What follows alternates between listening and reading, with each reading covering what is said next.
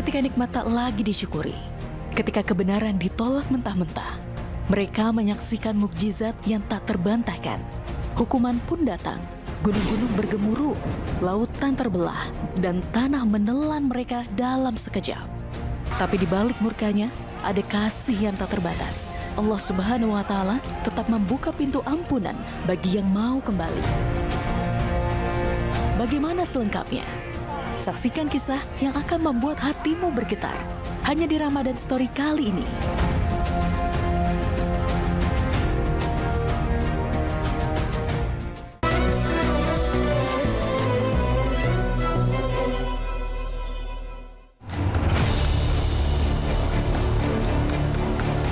Assalamualaikum warahmatullahi wabarakatuh.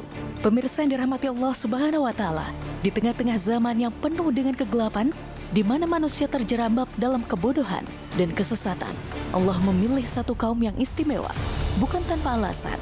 Kaum ini adalah kaum yang memiliki kecerdasan luar biasa, akal yang tajam, serta pemikiran yang lebih maju dibanding umat lainnya. Mereka adalah Bani Israel, kaum yang Allah lebihkan nikmatnya dibanding kaum yang lain. Dari generasi ke generasi, Bani Israel dikenal sebagai bangsa yang memiliki kedekatan khusus dengan wahyu ilahi. Mereka adalah kaum yang telah menerima berbagai anugerah besar dari langit. Mukjizat demi mukjizat yang seharusnya meneguhkan keimanan mereka. Namun sejarah mencatat bahwa meski begitu banyak kenikmatan yang diberikan, mereka seringkali terlena dan berpaling dari perintah Allah Subhanahu wa Ta'ala. Mereka adalah keturunan dari Bani Yakub alaihissalam, yang juga dikenal sekarang adalah kaum Israel. Dari keturunan ini lahir banyak nabi dan rasul, di antaranya Nabi Musa alaihissalam, Nabi Daud alaihissalam, Nabi Sulaiman alaihissalam, Nabi Yusuf alaihissalam, Nabi Harun alaihissalam, Nabi Zakaria alaihissalam, hingga Nabi Yahya alaihissalam. Wahai Bani Israel, ingatlah nikmatku yang telah aku anugerahkan kepadamu, dan sesungguhnya aku telah melebihkan kamu daripada semua umat di alam ini pada masa itu.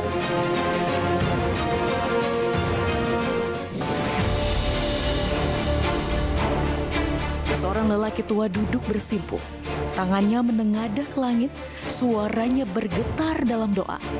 Dialah Musa, seorang nabi yang diutus untuk membimbing kaumnya, Bani Israel, kaum yang telah banyak mendapat keutamaan, namun juga penuh dengan keangkuhan. Berbagai mukjizat telah Allah tunjukkan sebagai bukti kebesaran Allah Subhanahu wa Ta'ala. Namun mereka masih menyimpan keraguan dalam hati mereka. Nabi Musa alaihissalam telah membelah laut, menundukkan Firaun, dan membawa mereka keluar dari penindasan. Namun hari itu kesabaran Musa kembali diuji. Wahai Musa, seru salah satu dari mereka, matanya berbinar penuh tantangan. Kami tidak akan percaya sepenuhnya kepada Tuhanmu sampai kami bisa melihatnya secara nyata dengan mata kepala kami. Sebuah permintaan yang bukan hanya arogan, tetapi juga melampaui batas. Mereka telah melihat keagungan Allah dalam bentuk yang lebih nyata daripada yang pernah disaksikan oleh manusia lain. Tetapi mereka masih menuntut sesuatu yang mustahil. Musa terdiam, jantungnya berdegup kencang, merasakan bahaya dari kesombongan kaumnya sendiri. Lalu suara itu datang. Petir menggoyak langit, menyambar dengan kekuatan yang tak terbayangkan. Jeritan ketakutan menggema. Tubuh-tubuh manusia roboh satu persatu, tak mampu menahan kedahsyatan murka ilahi. Asap menyelimuti tempat itu, menyisakan keheningan yang memekakan telinga. Mereka yang tadinya penuh kesombongan, kini terkapar tak bernyawa. Ingatlah, ketika kamu berkata, "Wahai Musa, kami tidak akan beriman kepadamu sebelum melihat Allah dengan jelas." Maka halilintar menyambarmu dan kamu menyaksikannya.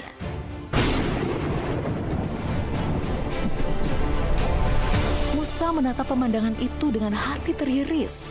Betapa ia menyayangi kaumnya, betapa ia ingin mereka kembali ke jalan yang benar. Dengan air mata yang menetes di pipinya, ia pun menengadahkan tangan. Suaranya penuh harap dan kepasrahan. ألم تر إلى الذين خرجوا من ديارهم وهم ألوف حذر الموت فقال لهم الله موتوا ثم أحياهم إن الله الله لذو فضل على الناس ولكن أكثر الناس لا يشكرون. Tidakkah kamu memperhatikan orang-orang yang keluar dari kampung halamannya dalam jumlah ribuan karena takut mati? Lalu Allah berfirman kepada mereka, matilah kamu. Kemudian Allah menghidupkan mereka. Sesungguhnya Allah pemberi karunia kepada manusia, tetapi kebanyakan manusia tidak bersyukur. Lalu udara kembali terasa hangat. Nafas-nafas yang sebelumnya terhenti, kini kembali berhembus. Tubuh-tubuh yang tak bernyawa bergerak, bangkit dalam kebingungan. Mata mereka yang kosong, kini terisi dengan ketakutan yang berbeda. Takut akan keagungan Allah yang selama ini mereka pertanyakan. Musa terdiam, matanya penuh luka. Betapa kerasnya hati mereka. Bukankah mereka telah melihat bukti demi bukti? Bukankah mereka telah mengalami sendiri bagaimana Allah mampu membinasakan dan menghidupkan kembali? Namun, tetap saja mereka menolak. Bukan hanya dalam hal mukjizat, Allah juga menganugerahi Bani Israel dengan kecerdasan yang luar biasa. Mereka adalah kaum yang memiliki pemikiran tajam, pengetahuan mendalam, dan kemampuan analitis yang jauh di atas rata-rata. Tidak heran jika kaum ini lahir banyak nabi dan ilmuwan yang membawa perubahan besar dalam peradaban manusia. Namun, kecerdasan ini juga membawa mereka ke jalan yang keliru. Ketika mereka masih berada di Mesir, kecerdasan mereka dimanfaatkan oleh Firaun untuk membangun monumen-monumen kemegahannya. Piramida-piramida yang menjulang tinggi, kuil-kuil yang megah, dan patung-patung raksasa yang melambangkan kekuasaan absolut sang penguasa tiran. Semuanya tak lepas dari peran Bani Israel. Mereka bekerja tanpa henti, tetapi tetap berada dalam belenggu perbudakan. Dijadikan alat untuk mewujudkan ambisi seorang manusia yang mengaku sebagai Tuhan.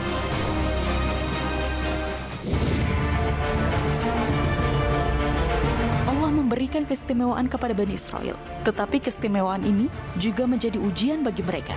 Setiap kali mereka diberikan nikmat, mereka diuji apakah mereka tetap bersyukur atau malah berpaling.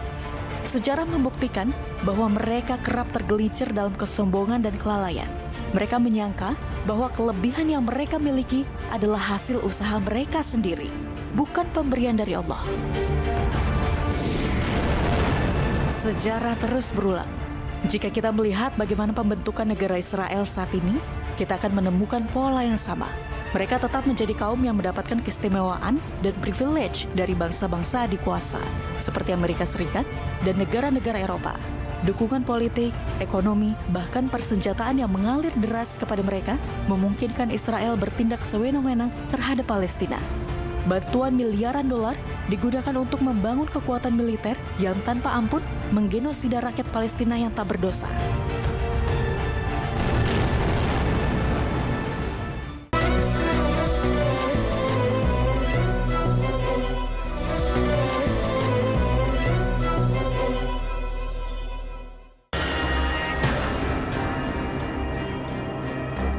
Teringat kisah Bani Israel dalam Al-Quran, sebuah kaum yang dianugerahi begitu banyak nikmat oleh Allah.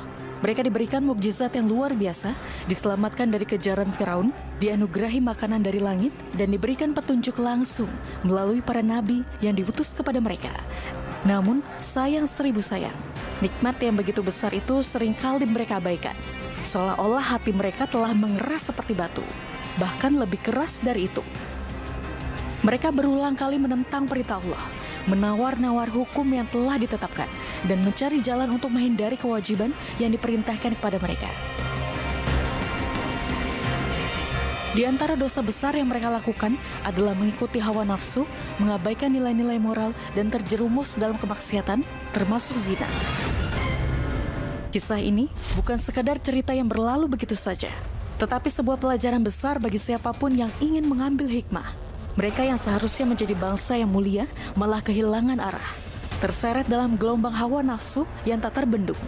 Mereka tidak lagi peduli terhadap kehormatan diri, keluarga, atau generasi penerus mereka.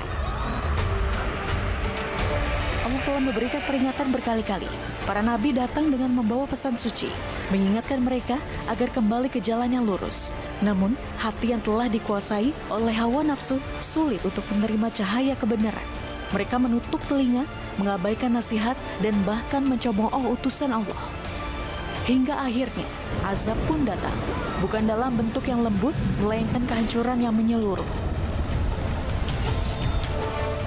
Peradaban mereka runtuh, generasi mereka lemah, dan mereka kehilangan keberkahan yang dahulu pernah menyelimuti kehidupan mereka.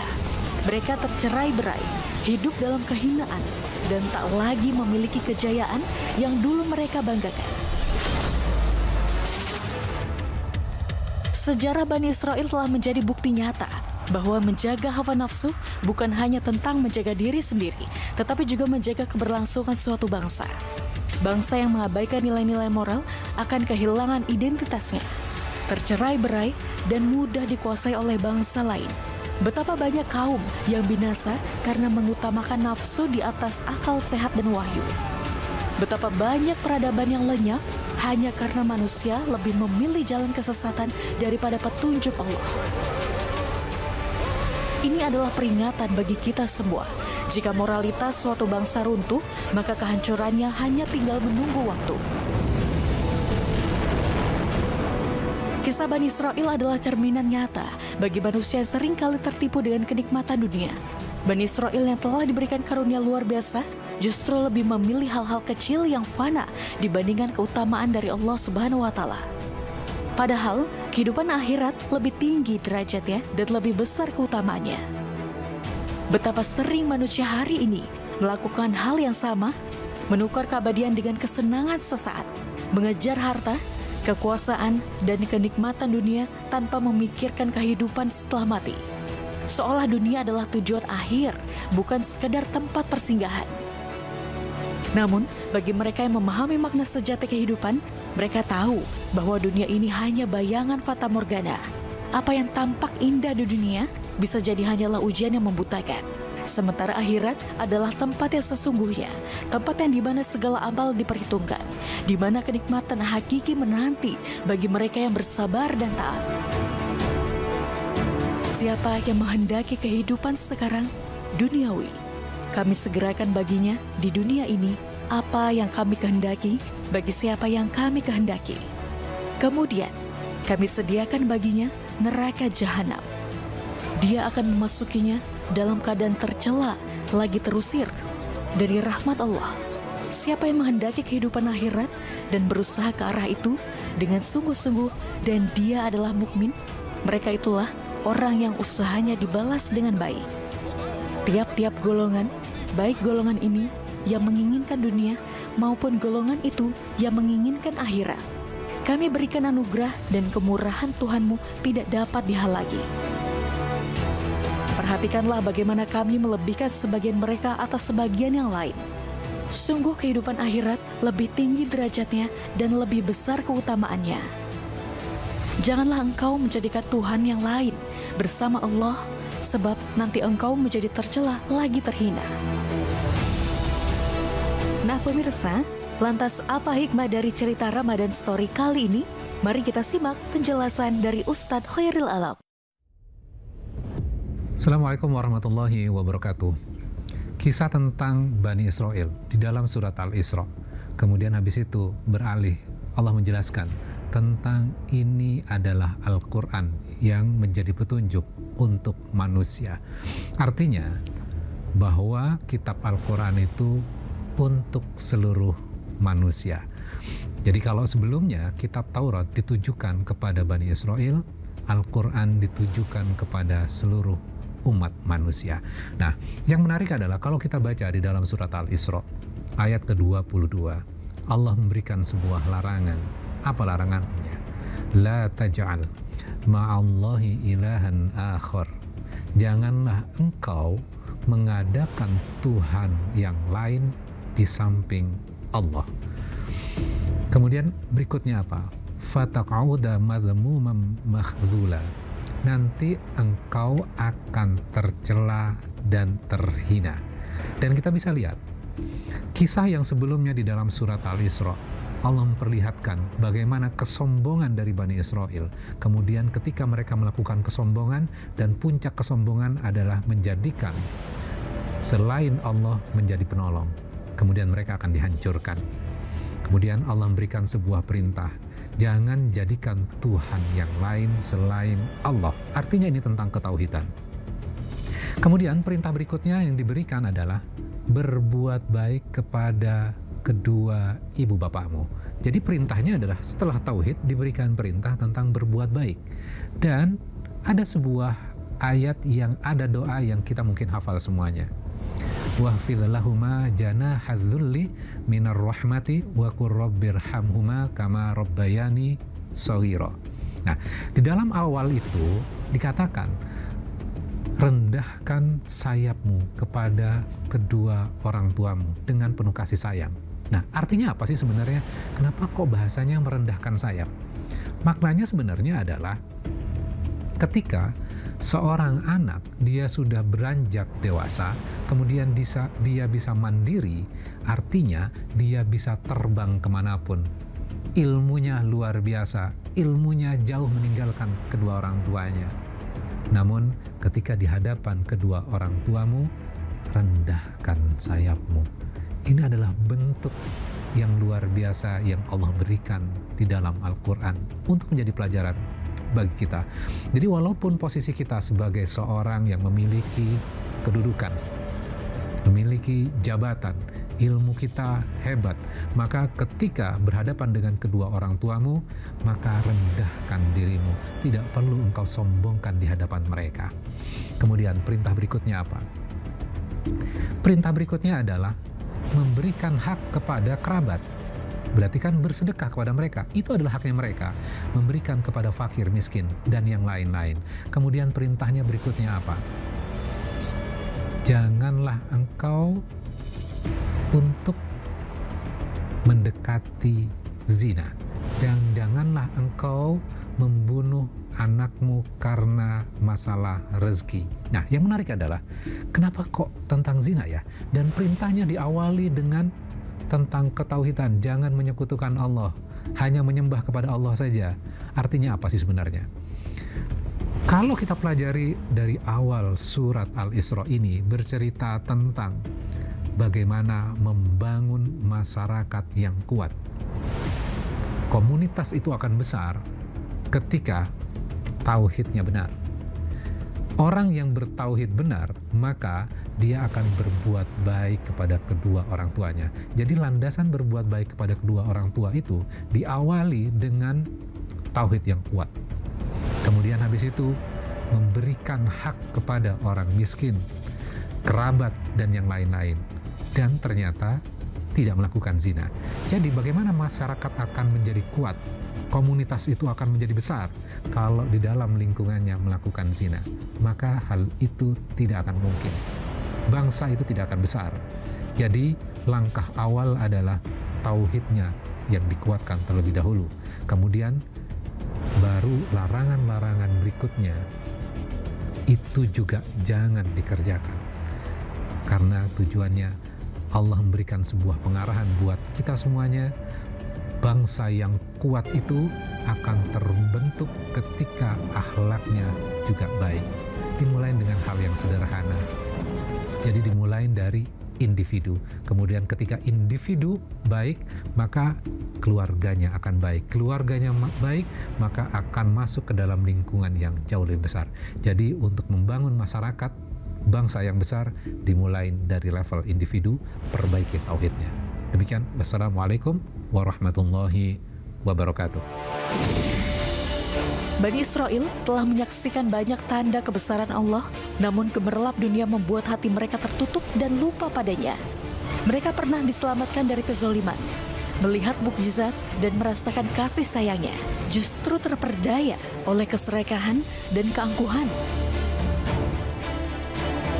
Sejarah mereka bukan sekedar kisah, tetapi cermin bagi kita agar kita tidak mengulangi kesalahan yang sama. Sebelum hati mengeras dan nikmat dunia menipu, marilah kembali kepada Allah. Karena hanya Dia yang kekal, sementara dunia hanyalah fata morgana.